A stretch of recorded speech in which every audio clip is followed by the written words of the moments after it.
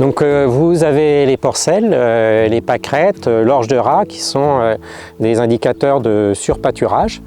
Vous avez le chardon qui lui va pénaliser beaucoup le pâturage, hein, c'est pas pâturable.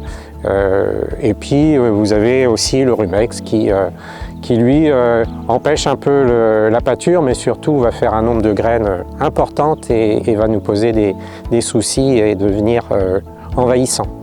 Vous avez aussi d'autres types d'adventices qui sont symptomatiques d'une baisse forte de la fertilité des sols.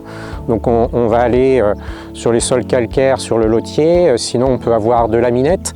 Et puis surtout, ce qui est symbolique de ça, c'est les agrostis, alors à la fois l'agrostis ténuite et puis le stolonifère qui est le plus courant, et qui lui, il est vraiment important de le repérer, hein, parce qu'il va détruire progressivement la prairie, parce qu'il s'autodésherbe. Du coup, c'est aussi un indicateur qui doit vous dire « Ah, je ne pourrais pas faire de sursemis, et puis je dois bien le détruire avant de réimplanter une semis, refaire un semis de prairie ultérieurement. » Donc toutes ces indications-là vont vous permettre de prendre des décisions. Donc un bon repère, hein, dès qu'on a 30% de creux ou de présence d'adventice, il est temps d'agir.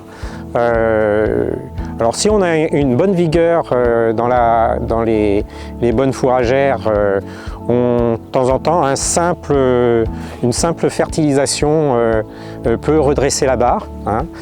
Donc c'est souvent la première chose à faire.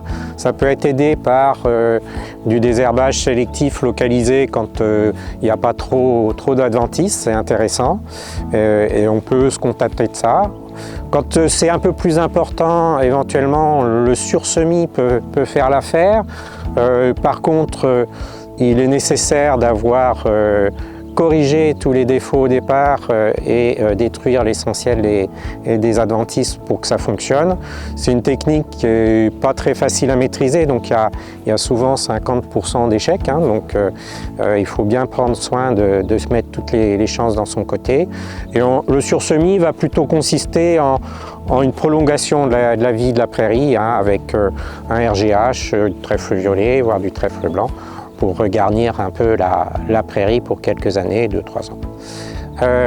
Et puis quand ça s'est vraiment plus dégradé, la meilleure solution reste le retournement de la prairie, de réimplanter d'autres prairies. Le gain de productivité lié aux nouvelles fourragères est très important, donc amortit largement les frais de la destruction de la prairie. Alors naturellement, quand on parle de destruction de prairies, il faut aussi songer à implanter des nouvelles prairies.